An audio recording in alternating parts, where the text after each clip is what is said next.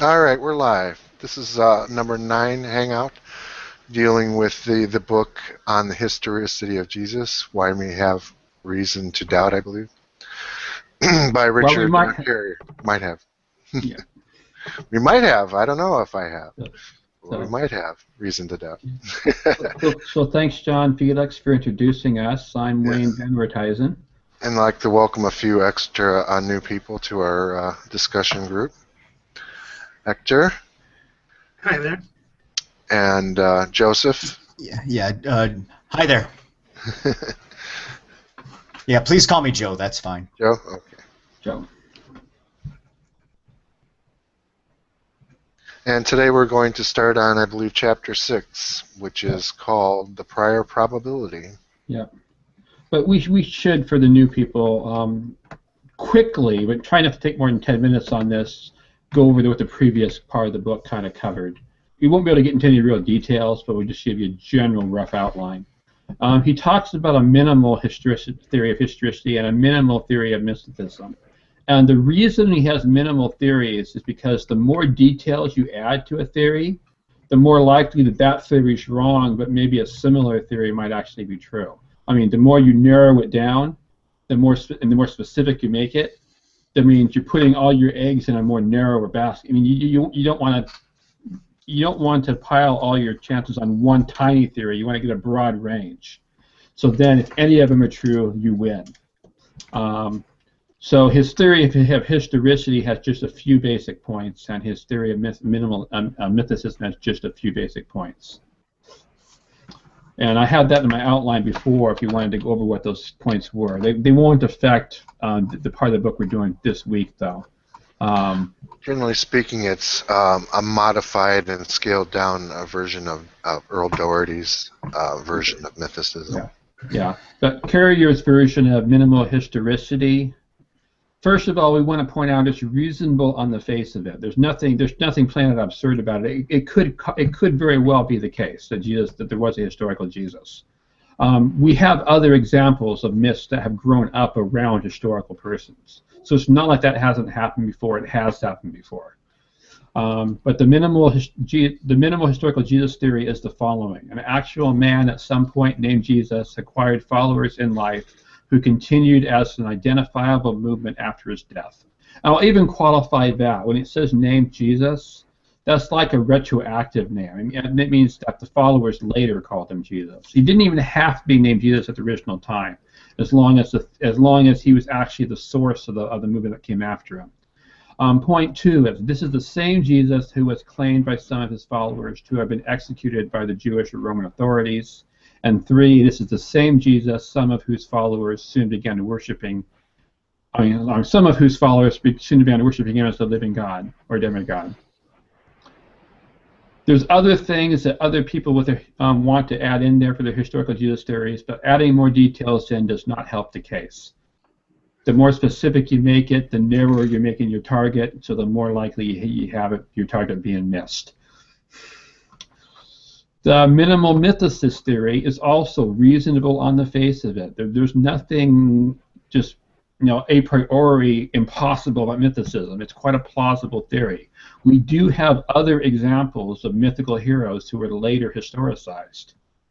The Ascension of Isaiah contains all the elements of a plausible mythicist theory, and we can't get into that here in this hangout, but it's in the book and we discussed it before. And you can also check out the videos if you want to look at the earlier discussion. Yeah.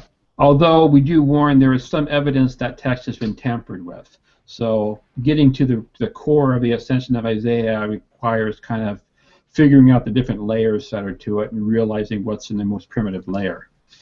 The Ascension of Isaiah is similar to the Ascent of Inanna, also known as Ishtar or Astarte. And the mythical Jesus theory is the following. At the origin of Christianity, Jesus was thought to be a celestial deity much like any other. Like many other celestial deities, Jesus communicated with his subjects only through dreams, visions, and other forms of divine inspiration, such as prophecy, past and present. Like some other celestial deities, Jesus was originally believed to have endured an ordeal of incarnation, death, burial, and resurrection in a supernatural realm.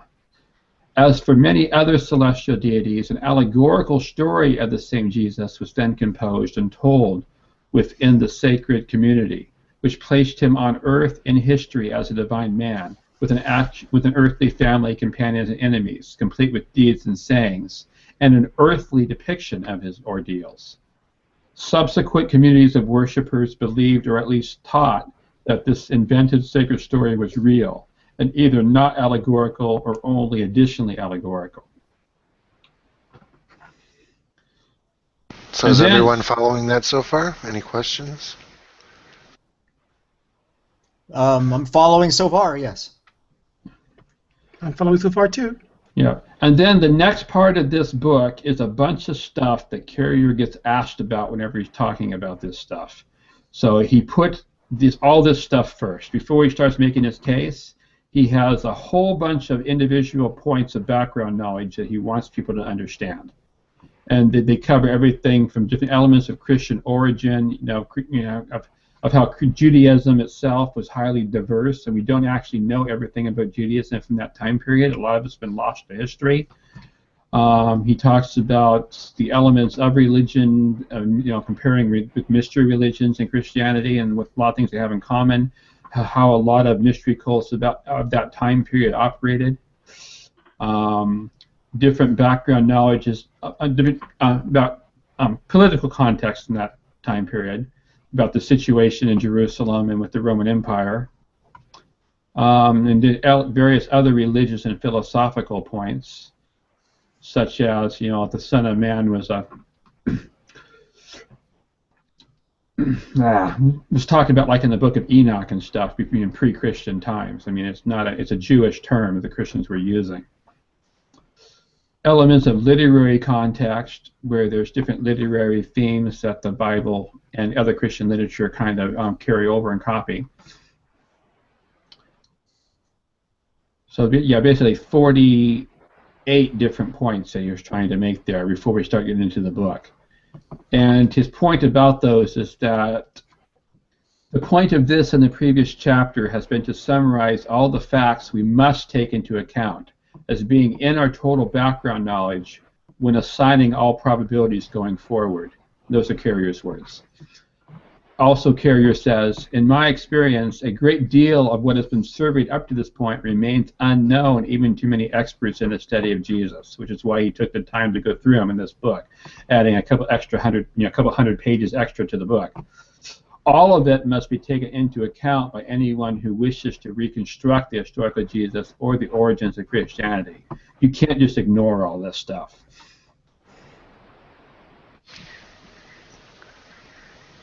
Though some do. Yeah. Now, if you guys want to read the book later and have any more stuff about the earlier chapters you want to talk about in later Hangouts, we can still do that. We can revisit stuff later, especially if we're changing people here in these Hangouts. But we do want to keep moving forward in a way, but we're willing to revisit Yeah, stuff. right. Well, one of the goals we're hoping, and it's okay with him, but Richard Carrier said he'd be willing to join us, after we're done discussing for Q&A kind of stuff. So, if we can make it that far. But now we are on Chapter 6, which is how to calculate the prior probability. How many chapters are in this book, by the way? Oh, I don't have the outline that far along. I think Chapter 12 is the conclusion. Okay, so you're about halfway. Okay. Yeah. Going by page numbers, I think we're about 40. Now there might be an appendix and stuff in the back and bibliography in the back. Yeah, maybe, but a little bit less than halfway, actually. 40-something%. Okay, so enough time to catch up then. Okay. Yeah. So he talks about certain other characters who never existed, like Betty Crocker, who, by the way, we have video of. Yeah, what about that? Yeah, we have video of Betty Crocker, even though she never existed. Yeah, we have right. video of Superman 2, by the way. Yeah. All the Betty Crocker videos are actresses playing the character of Betty Crocker. They're not the actual Betty Crocker, who is a fictional corporate mascot. Do you think somebody impersonated Jesus? He just plays one on TV. Yeah. And I forgot, what was Carrier's point in bringing Betty Crocker out? I forgot what the point was of bringing her out. Jeez. Do you want to remind us, John? I think one of it was that. Geez, let's see. He mentioned Aunt Jemina and Ronald McDonald also in the same kind of context. I think that the point was like the belief of the existence of these people was the main impact that these people had, and not whether they actually existed or not. But I think that was one of the points. And it also has practical application. I mean, it actually helps the company. I mean, it gives them something to rally around. It represents the brand, which is important. And even for a religion, it's important to have something that represents your brand.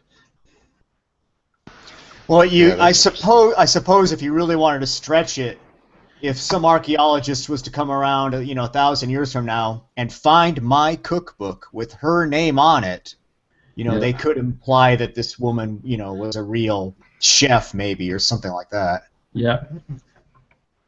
Yeah, there's a lot of Betty Crocker cookbooks out there. They do have her name on it. Yeah. And it's not in the sense of a corporate logo. Yeah, and a lot of them actually have what looks like a picture of her on it, even though it's just a actress playing her. Yeah, that reminded me of something I was just reading recently about trademarks and stuff, and I wish I could remember what it was, but there was at some point there's people have assumed that their usage of a term for business purposes is unique, but it was never trademarked, and therefore it's been used by other businesses. Oh yeah, I know what it was. Merriam-Webster's dictionary. The term Webster, anybody can put Webster on a dictionary. Exactly. And it has nothing to do with Webster. I think Merriam actually is trademarked, but Webster's not, I think, if I'm not sure. Right, yeah. There's all kinds of weird Webster dictionaries that, are not made by him. I think that's hilarious. Okay. Yeah. Yeah, I've known that for a long time, to avoid Webster's dictionaries. Only the ones that have other trademark brand names on it are worth anything these days. Yeah, and also the function of these mascots, how he usually refers to them, Betty Crocker and so forth, is that it's the message is the medium. Yeah. To use them. What's that guy's name? Anyway. But part of Carrier's point is that the mythical Jesus would have had some of the same function for the group that like a corporate mascot has for corporations now. Yeah, he lends authority. Once you establish this person as a founding type person or a certain person of some importance, then the social institutions that evolve can then be justified rather than not having any. Why do you do it this way? Well, just because this way it gives it a different kind of authority. Yeah. I gotta find mythical social etiology then. Yeah, that's a good way of looking at it. Yeah. Yeah. Trying to see if I highlighted anything in that section, but I didn't. So. But overall, the idea is that all of these people, Ronald McDonald, unless you're referring to the scholar, that they're fictional is not the important thing, And the similarities between fictional mascots and business can also be a metaphor, or a simile probably would be better, for the case of founding members of religions like Jesus. Yeah. And then he talks about religious mascots too. What other examples does he give for religious mascots? I didn't put any in the outline. I think like Romulus.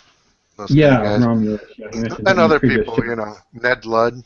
Probably some of the cargo cult dudes, like John Frum and that kind of stuff. Same thing, And he refers to Moses and Daniel also. Oh, right, also being, most good scholarship realizes they're fictional. but they had, authority built around them. And there are similarities, say, where he mentions King Arthur, that the mythic meme surrounding, kingship, in this case, like the idealized human kingship, but you can also extrapolate it to divine kingships, that kind of stuff. Those models are applicable not only to fictional characters that we know that are King Arthur, but also, religious figures that have that aspect, like a lot of the kingdom of God things were incorporated into the Jesus myth.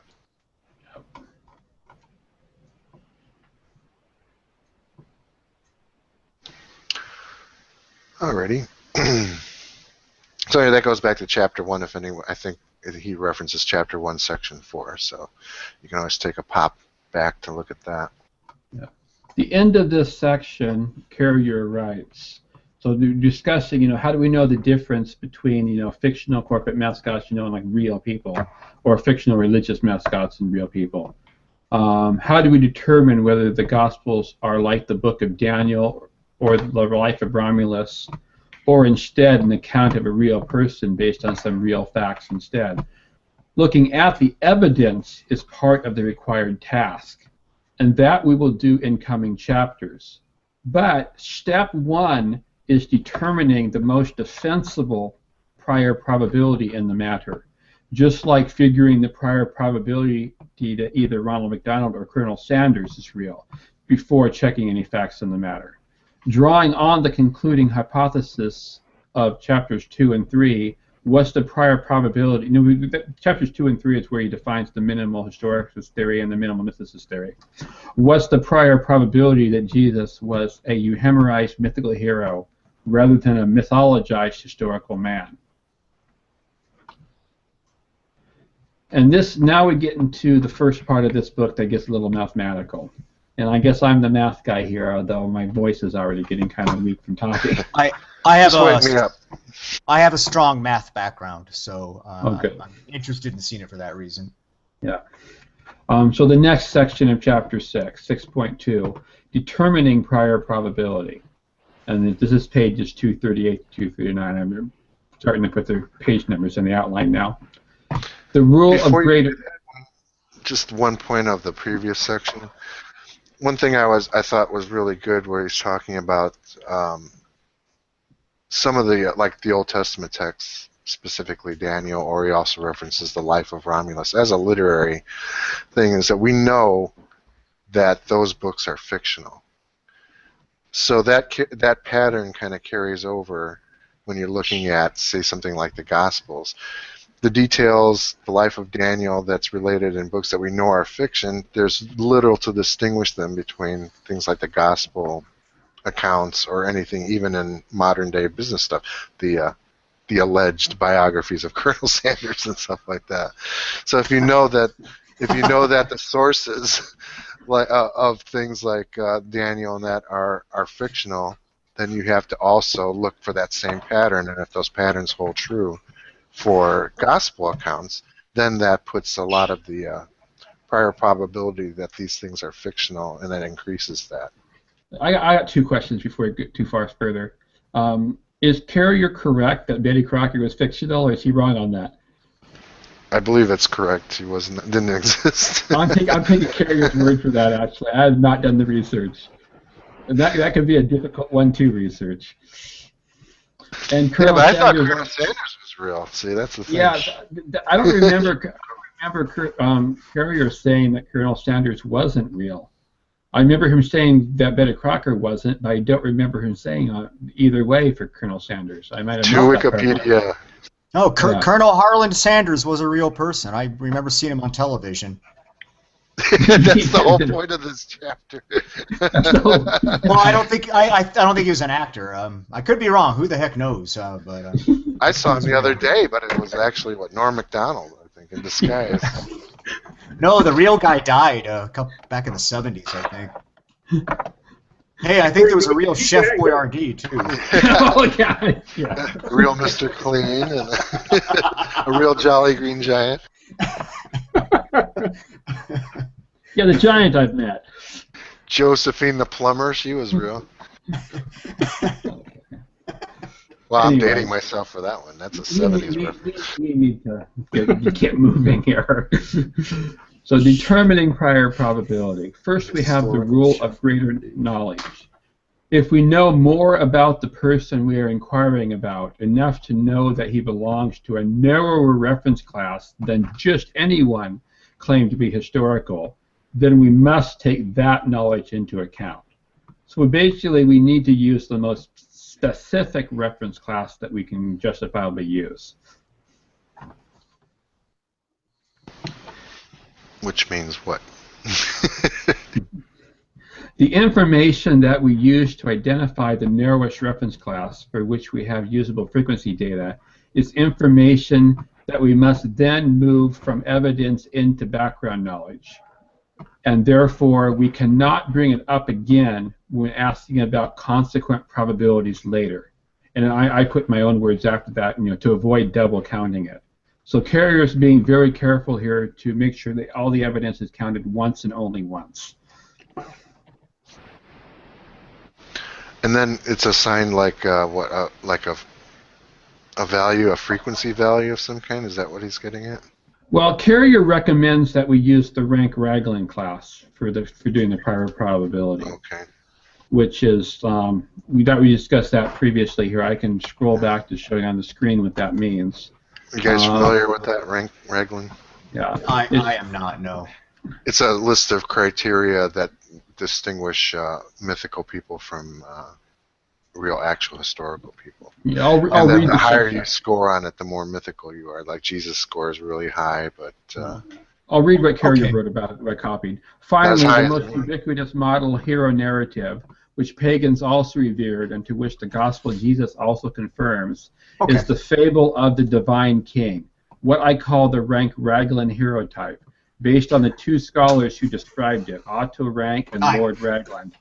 This is the hero type found repeated across at least 15 known mythic heroes, including Jesus, if we count only those who clearly meet more than half the designated parallels. So anyone who meets less than half is disqualified, which means 12 or more matches out of the 22 elements, which requirement eliminates many historical persons, such as Alexander the Great or Caesar Augustus, who accumulated many elements of this hero type.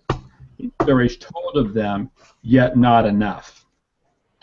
And then the elements of the hero type, the hero's mother is a virgin, the father is a king or heir to a king, the circumstances of his birth or conception are unusual, he's reported to be a son of God, attempts are made to kill him when he's a baby, he escapes being killed, he's reared in a foreign country by one or more foster parents, we're told nothing of his childhood. On reaching manhood, he returns to his future kingdom. He is crowned, hailed, or becomes king.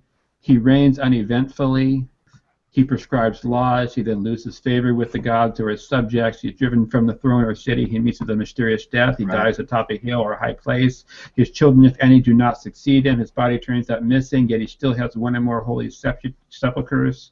Before taking a throne or a wife, he battles and defeats a great adversary, such as a king, giant, dragon, or wild beast. His parents are related to each other. He marries a queen or princess related to his predecessor. And all but the last two fit Jesus. A lot of these fit Moses. Even more fit Oedipus. Yeah. And then Dionysius fits like 19, and there's a list on the screen. Romulus fits 18 of them. Romulus is the mythical founder of Rome.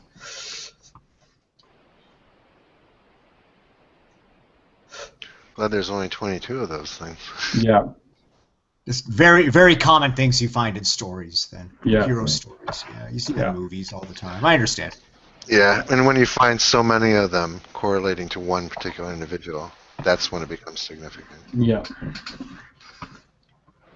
The information that we used, okay, we already talked about that. It won't really matter what you start with to determine prior, I'm quoting Carrier here.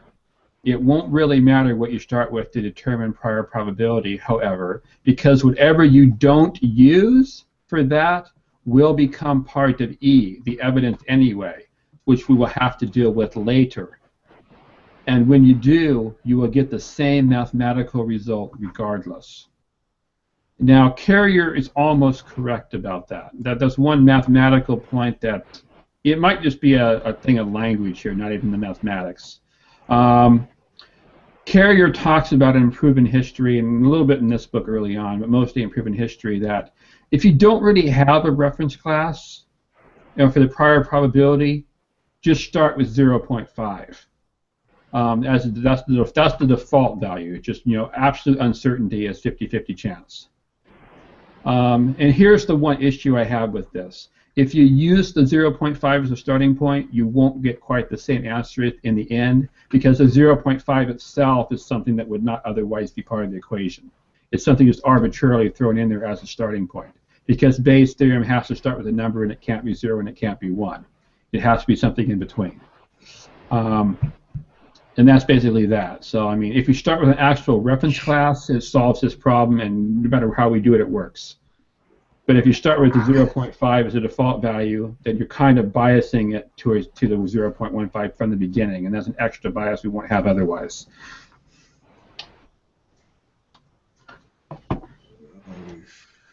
Yeah.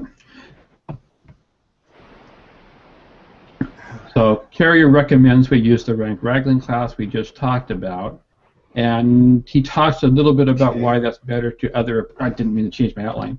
Why that's better than some inferior approaches. And I forgot what I meant when I wrote that in my outline, but there's discussion in this chapter. John, do you remember what I was referring to with that? I'm trying to, but it's not ringing a bell. It would be on I'm those. scrolling through the text to see if I could find something like that. Yeah, there's like 5 pages there in that range, so.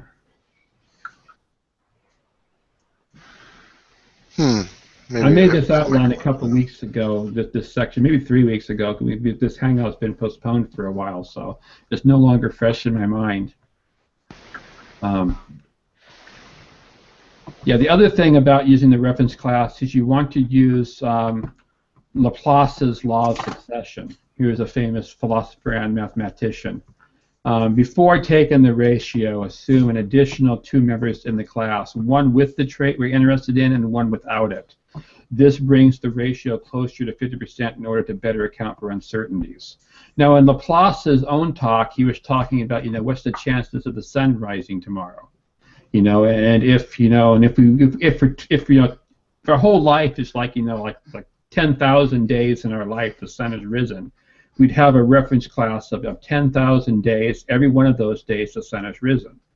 So if we divide, the number of days it's risen out of the total, we get 1. I mean, it's just every one of those days the sun rose. But he says that's not quite the right way to do the math, that you should always count in the math 1 of a success and 1 failure that's not in there. So if we count 10,000 days the sun has risen, our probability that it will rise the next day should actually be 10,000 over 10,001, because we have to count the extra chance that it, of it not rising.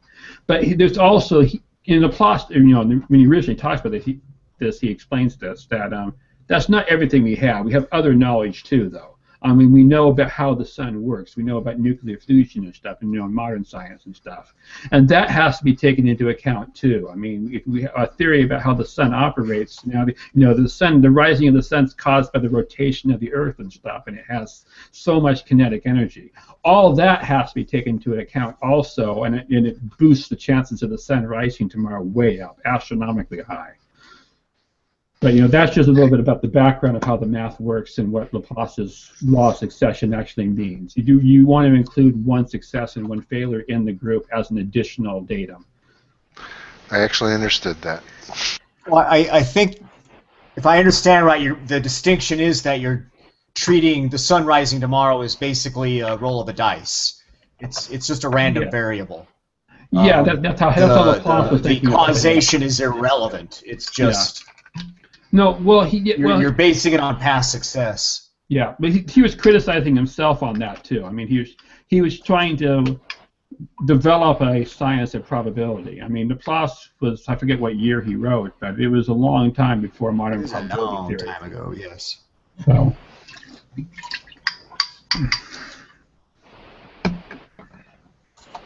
So anyway, so we go back and are looking at the Rank-Raglan class here, and we had 15 people in the group, including Jesus. Okay. So that means the number we should be using, the prior probability of Jesus being historical, based on this class, would be 1 out of 16.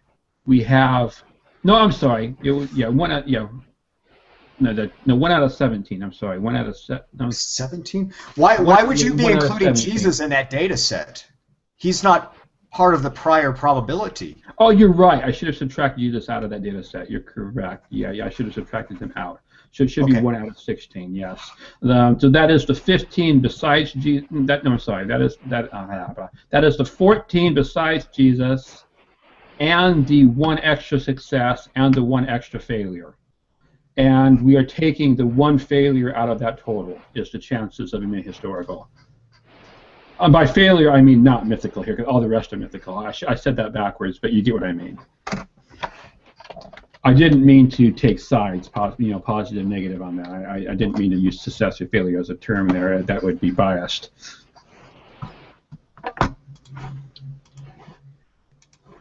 So let's see if that's the same number that Carrier comes up later in the text. It should be.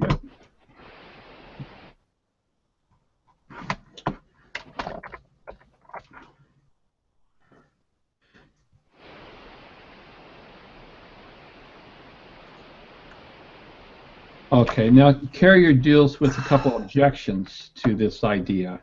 First of all, doesn't this already presuppose that Jesus began as a rank Raglan hero? I mean, are we not just using circular reasoning here? And the point is no. We're considering all the people who eventually end up in this class, regardless of how it happens. The fact is, it could have been the situation that there are historical people in this class. The fact that it's not is just a fact of history that we're accounting for. I mean, if you think we missed somebody in this class, if you think there was another historical person who should be in this class, then let us know about him and add him in, and it'll affect our number.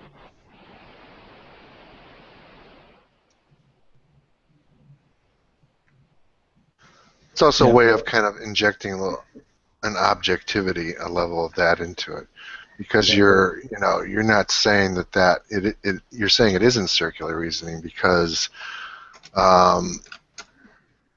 everybody has about the same prior probability drawn at random. I think could be, historical.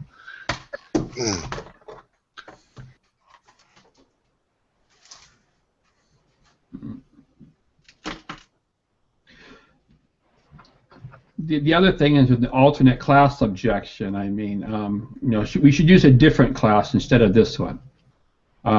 First of all, that would not get rid of this particular class. That means this class would have to be considered as part of the evidence later. I mean, it's part of the evidence we have. So we can't ignore it.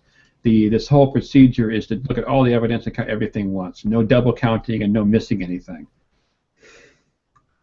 But the question is, what would be a better class? If we didn't use this class, what would be a better class?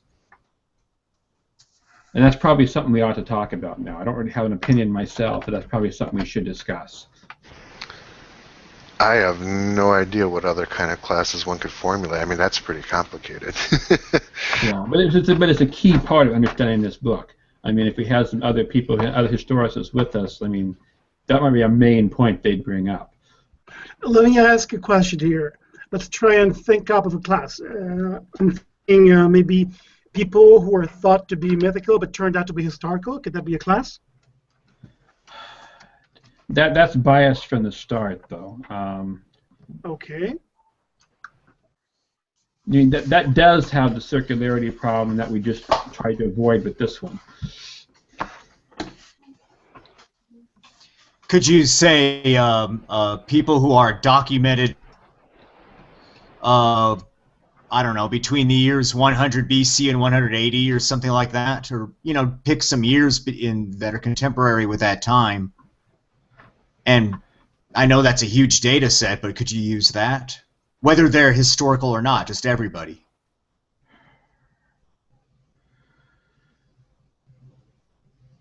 Gee, this is a good question to actually ask Carrier later. I'm thinking maybe, but it wouldn't be the most specific class. It wouldn't be the class that Jesus is most closely tied to. And the other thing is, a lot of It's very broad. I a understand. lot of other people in that class would be of dubious status. Like, did the Apostle Peter actually exist or not? I mean, I don't know.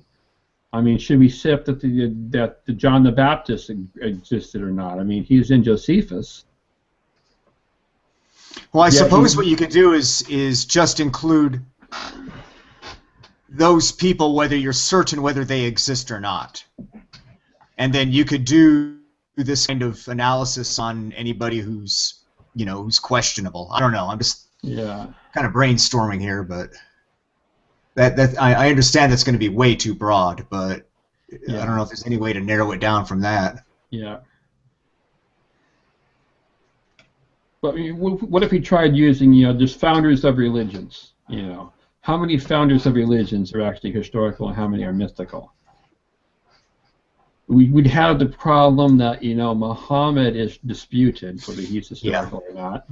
Yeah. I mean, Buddha is disputed, and some of these other ones I don't really know much about. I'm having my doubts about Tom Cruise. Yeah. How far back do you want the set to go, though, or how much forward? Meaning, are you talking founders of religions going back how many years? If you go back to, say, the 19th century, you have Baha'u'llah and you have Joseph Smith. Yeah. Are we taking them into account? Or are we going far back that we don't have that certainty anymore? Well, it has to be a class that includes what we want, the information we want to know. It has to be a class that would include Jesus in some way. Or else you can't use it to talk about Jesus. I mean, it has to be a class Jesus is a part of. Else it wouldn't be relevant to him. I think I need a week to think about this one. Yeah, me too. Because I need to mull this over. I need to think this over. Yeah. I'm just saying, because if we say founders of religions, then we're going to find founders of modern religions too. That's why we need to have maybe a narrower set with more strict definitions, if that is valid, and we need to consider why that is or it is not valid. Yeah, the problem with making your reference class too small, people who founded Christianity in particular, it's just that there's more room for error the less data you have. Is there any other criteria like rank Raglan? That maybe came before or after? Yes, there were two other lists that Carrier gave. He gave 3 lists before he gave the rank Raglan, and 2 lists before the rank Raglan list. That was the third one he gave. Oh yeah.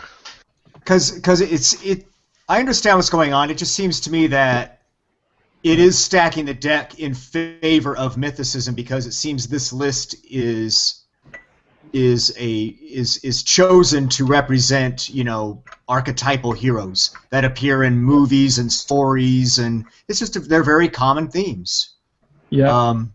Which I think, which Carrier's correct that it's something that has to be accounted for. It's a little more questionable whether he can just start his argument with this. Yeah, it just does look like it's stacking the deck. Yeah, I see that. I agree with Carrier, and I still agree with you on that point. I think he's right. Well, I was under the impression I that gotta it's think this over. circular too, because it seemed like if you're going to take something, extrapolate a bunch of criteria, but only use people that are mythical, then you're going to, like you say, have a stacked deck. But what was pointed out to me, though, is that you're going to have false positives, and if you go through the list, almost nobody is going to claim any of those people are historical except people who want Jesus to be. So you're going to have to say Jesus is the one exception as an historical person, out of all the people that are, have been matched against this list. Yeah. So that's something to think about. Yeah. And if you include this in your, I understand that you're trying to establish a prior probability. If you just, how many did you have? Like 14 names that are non-historical that are meeting this Raglan class. Yeah, there are 15 names, including Jesus. Yeah, you're going to be entering a 0 in your prior probability in your Bayesian analysis. You can't have a 0. because you have to use Exactly. the Laplace's rule of succession. I'm sorry. You always I'm add sorry, one instance of the other case and one extra instance of the case you're looking at. You Yeah. add an instance of each case. You're right. I forgot Yeah, about so that. mathematically, you're already factoring in the possibility of a false positive, and then the prior probability is still low. Yeah. Well, yeah. Yeah, that's what Laplace says you do. You add the other case in there of a hypothetical of the other case. So. Yeah, it's just providing it some kind of offset. But after you're done with your base equation, it's going to be very, very small. Yeah. And I said I was going to research some of the apologetical arguments against rank wrangling, because I know that they attack it from different ways, but I did not get a chance to. But Yeah. I still want to look into that exactly, because I know that, like, for instance, McGrath is a big one that wants to argue against the validity of rank wrangling. So I wanted to go through maybe his blog and pick up some stuff. Yeah. The other thing to notice about using Laplace's rule of success is that it becomes less significant the larger the reference class is. You know, that +1 matters less if your reference class has 1,000 items in it. If your reference class only has 2 or 3 examples in it, then that +1 is going to have a 25%. Going to be 25% of it. And that's why it's so significant in such a smaller set. Yeah.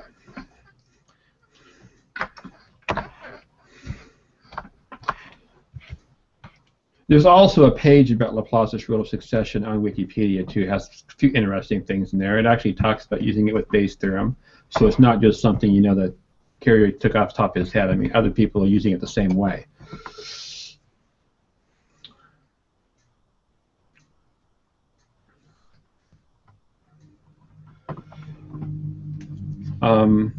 Okay, let's move on. So part 6 of this chapter is the complexity objection. I'm so sorry this is not fresh in my mind now, so I got to look at my notes to remember what it's talking about. Alternative theories of myth, all collectively, even when summed together, have a prior probability less than a percentage point and therefore can be ignored. So he's talking about the fact that when we built our minimal historicist theory, we tried to make one that encompassed all historicist theories, so that if any historicity theory is right, boom, that side is right.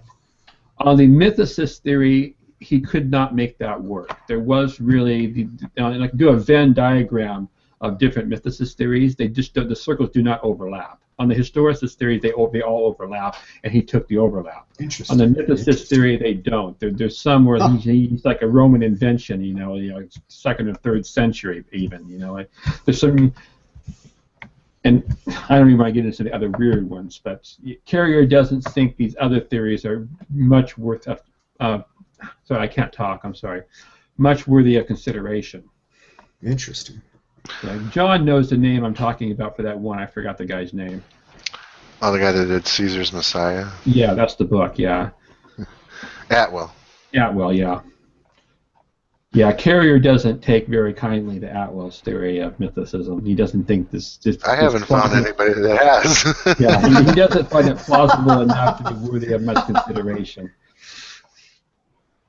But when you say that the mythicist theories don't overlap, it's not really saying much against, say, like minimal mythicism. It's just basically almost saying something against individuals who have argued the point. So it's more like character study than anything else. Yeah, it just meant that for this book he had to pick one. He couldn't just use an overlap of several. He had to actually pick a specific one and stick with it.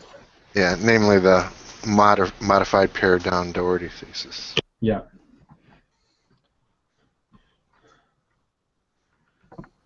I wish I had more. Let me see if I can go back and check my PDF and see if I highlighted much in this chapter. And John, look through it and see if there's anything you want to talk to that we haven't glossed over too quickly. Are we still on number 6, section 6, or? I think so. Yeah, we're up. Anything after that point, though, we can talk about. Oh, okay. Yeah, I have nothing highlighted. I'm sorry, guys.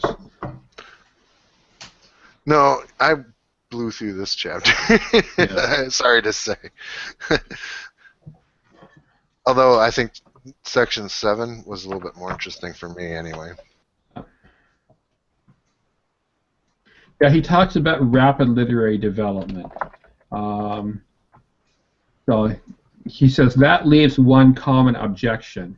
If Jesus was a celestial deity already euhemerized by the time the Gospels were written, then that supposedly suggests an extraordinarily rapid pace of literary development, which surely must be very improbable.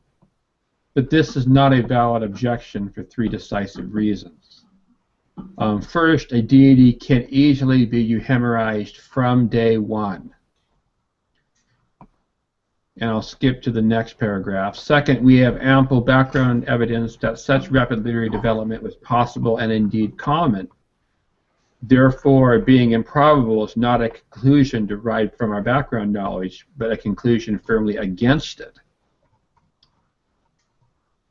And third, the corollary claim that Christians would have had institutions in place to reverently preserve the truth and thus prevent a legendary embellishment or invention is not only contrary to the fact, all the evidence we have argues against and then for the existence of such institutions within early Christianity, and the ubiquitous divergences and contradictions among the Gospels alone proves that no such institution was operating, but also moot. Such an institution, had it existed, would just as readily preserve a fabrication. That argument is still even used quite a bit today. You know, you can probably find it very often that there was some kind of, you know, group going around that's enforcing the correct story. You know, which to me defies common sense. But it's you know, that would never have been written in the Gospels because those guys were still alive. You know, they would have immediately objected. No. Yeah. But you know, that stuff doesn't happen. But people do argue that, you know, that there was some kind of, you know, truth filter in place. Yeah, read The Orthodoxy of Heresy by Kostenberger and Kruger. I thought you were going to mention that because I remember part of that. I didn't read the whole book, but I do. Yeah, that was another book I reviewed on my channel. That book was hilarious. Let me tell you. I have to watch those too. Anyway, one of those guys is still alive. I mean, that guy is still alive. I mean, what business is it of yours if I want him to stay alive until I come again?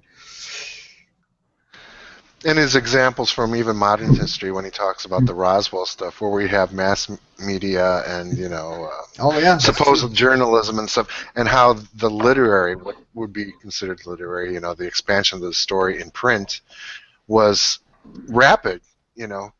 If that's possible in this day and age, then it's not. You know, to argue that it was improbable back then is really, to me. Yeah, that's true. And even with something like Roswell, you've got groups like PsyCop and Skeptic magazine that were around in the 90s and stuff that were trying to correct, you know, what was going on there and trying to give a more rational history, but, you know, how many people pay attention to that? Even with people who are trying to correct and get the official story down, you know, that doesn't matter. That's a good point, because some people just, when they hear the much more fantastical story, the one that appeals to various, whatever it is, imagination or whatever it does, that when they do hear the truth, they reject it. You know, and consciously so, because they'd rather believe a certain different storyline. Oh yeah, totally. Happens all the time. They're not going to, you know, they're not going to hear, you know, some people with the official story and correct their, you know, oh, you know, you're right. Hey, you know, it's not going to happen. Yeah, especially if something like that. There's that book that sometimes Dr. Price references called Behold the Man, where a time traveler goes back in time and finds out Jesus is some kind of congenital idiot. Now, if somebody just said, you know, that's the true story, who's going to stop in their tracks and throw out their entire belief system based on, you know, even something that could be verified? That's terrific. Yeah, I'd Yeah, love the to time have traveler, by the way, ended up go ahead and fulfilling all the story of the gospel, because he felt, you know, that it was his responsibility to go ahead and make history conform now. Oh, that would be hilarious. So the time traveler was the one that got crucified. Yeah, I'd love to have a modern TV show with good time travel stories in it, and have one where somebody goes back in time to try to find Jesus, but just can't find him. You know, not have it be a mythicist thing where he doesn't exist, but just the guy's never able to find him. Yeah, and then go forward a little bit of time, and all of a sudden he's ubiquitous. Well, how did that happen? Yeah. There was a movie, I think. I can't think of the name of it now. It was like The Relic, and it was a foreign film and badly dubbed in English. It was probably one of the worst dubbings I ever saw in my life. But they find a camcorder in an ancient tomb, Nice. and at the end they finally, I won't give it totally away, but it's like proof for Jesus. Camcorder. Yeah, now that's dating. It's not like you're going to find a DVD. You find out, what is it? One of those digital tape kind of deals or something, Yeah. from the 90s. Hey, John, do you know the photo I'm thinking of that shows an old Roman sculpture? It's actually a 2D thing, on the side of the building, kind of The one that looks like a laptop? with the laptop. Yes. Well, I showed it to my kids. They're 17 and You they're have not that picture? into classical stuff. Like, what does that look like to you? And nobody thought it was a laptop. That's some kind of stand, or what is that? Jewelry box? Yeah, you have to kind of like already want to see a laptop in order for it to be a laptop, because it has no features other than it's an L-shaped shape that you could say that there's no keys or anything like that. Here. I just put the link to the picture. Oh yeah, Yeah, it's a laptop, all right. more proof of ancient aliens. I love it. Yeah. Or time travel. Okay, Hey, I'll be here's there in just a something. moment. You can even see the USB slot. It's not USB though. Those are like the old PS. It's at least PS2 or older. I mean, they didn't have USB back then. Yeah, it One looks of like a us- Commodore 64 to me. That's what it is. One of us probably for a power connector for one of those holes. But now those are round holes. USB doesn't use a round hole.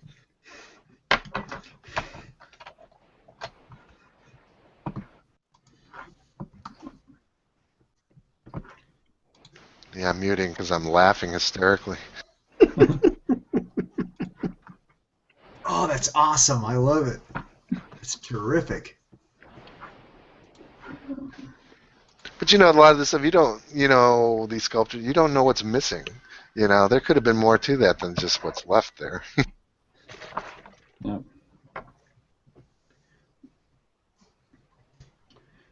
One thing we should talk about a little bit here before we read the last section of this, that Carrier talks about improving history and earlier in this book, is a idea called arguing a fortiori, arguing towards the stronger, basically. And it basically means giving your opponent's view an extra boost just for the sake of argument. So if you're going to It use does a that all mathematical, over the place. yeah, if we're going to use a mathematical theory here, we actually are plugging in numbers. Yeah, let's fudge the numbers in the other guy's favor. Okay, really, we do this math with this rank Raglan class.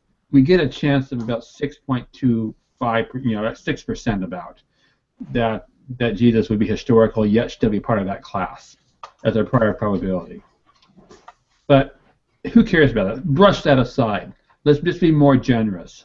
Let's give him a 30% chance, 1 in 3 chance he is historical based on this evidence, and argue from there. And that's what Carrier's going to do. But isn't that a little bit, that's even more gratuitous. Why not give them actually like a 50-50 chance? Just, Yeah. because it's almost like, okay, you're telling somebody, you owe me, That you would owe be me igno- $1, but, you that can would give be me ignoring 80 the- cents.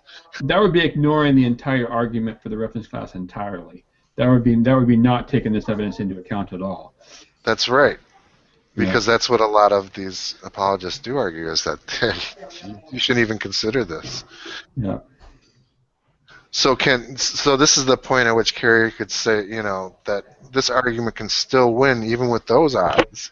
Yeah. Yep.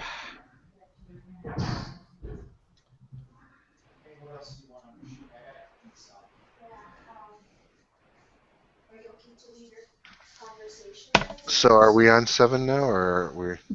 Well, I guess, yeah, we're going to wrap up this hangout. Did we lose some people temporarily?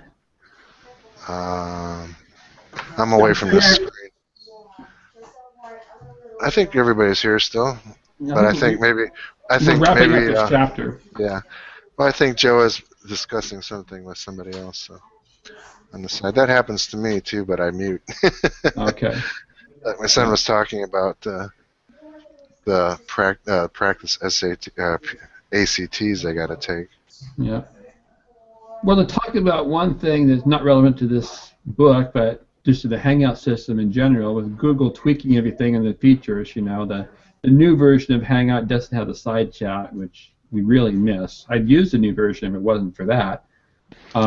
But we would also be very nice to have if Google is snooping in on this Hangout, which I'm pretty sure they're not. I think the probability that Google's listening is extremely low. But just in case you guys are, please add an option to let us pause the live recording and resume it. Yeah, that would be useful. Of course, you can always go back and edit these videos on YouTube, I suppose. Yeah. But then you got to find the point to remember exactly. Does it show you what time it's at so you can go back to that exact time? No, you'd have to know exactly where you'd want to edit. So Yeah, you'd basically be looking at the entire video. Yeah. I've done that though. It would be nice to be able to just pause the live feed temporarily. Yeah, I think I did an audio version of one of the Bible Geek Hangouts that Dr. Price was in, and I went through it and I cut out all my giggling that were like I'd say something and then laugh afterwards. I edited a lot of that out. Nice. So it sounds like I don't have that that habit.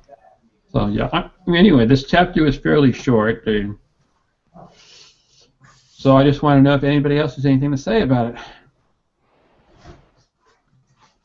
What objections would other people make to this section of this book is the main question I have, using a particular reference class, but I've not heard a better reference class suggested.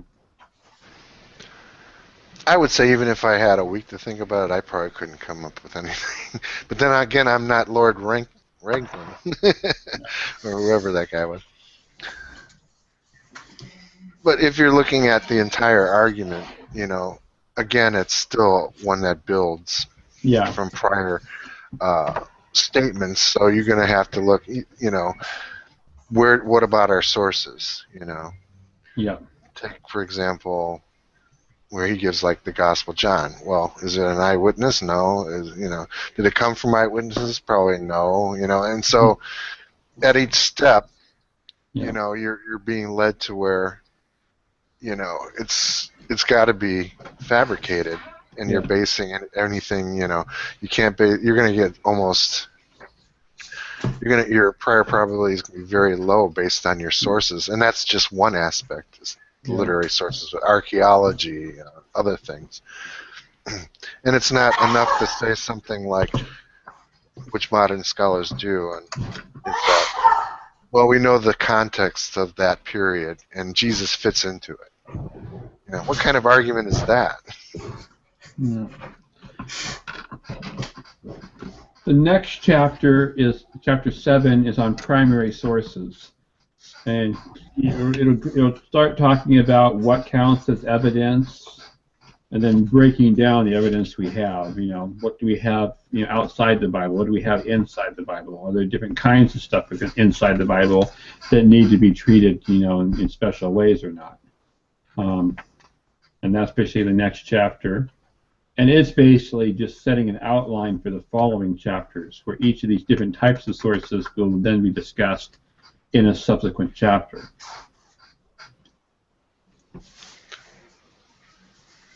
Right. Some of those chapters were really good. Yeah. We don't want to do both 7 and 8 because 8 is really long. But maybe we want to do 7 and part of 8 just because 8 is so really long. Does that make sense? Do we want to bite off a bit of 8 with chapter 7 just to get ahead of it? Well, we could say that, but I doubt if we'll get to 8. Chapter 7 is only 27 pages, and I think it's going to go really fast. It's a really quick chapter, the next one. Yeah. Well, see, chapter 7, probably most of us have the most knowledge about, so we probably have a lot of things to talk about, even though it's a stretch.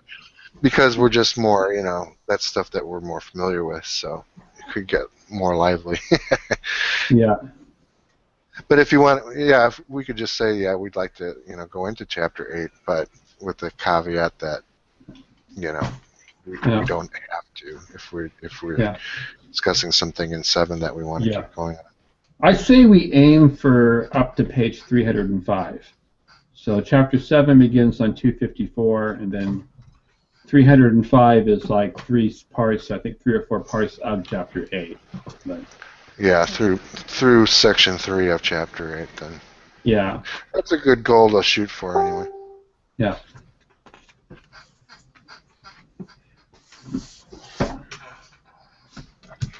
Okay, well, I'm going to have to take off. I've got to get ready for work tomorrow. Yeah. So, anything you'd like to add? Because we're basically done with this chapter, right, Wayne? Yes. Yeah. I'd really like to look at what Carrier has to say about. I mean, I've heard about it quite a bit over the, since he's published this about his Bayesian analysis, but I've never really looked into it exactly how he's applying it. And I do know a little bit about how it's done, so I'd kind of like to check it out. And yeah, I got to put some thought into some, what kind of categories Jesus could possibly fit in besides the Ranklin class. So. Well, don't spend too much time on that. If you can't, you can, read ahead because, like you said, a lot of the application of it is going to be coming up. So that's a pretty interesting read.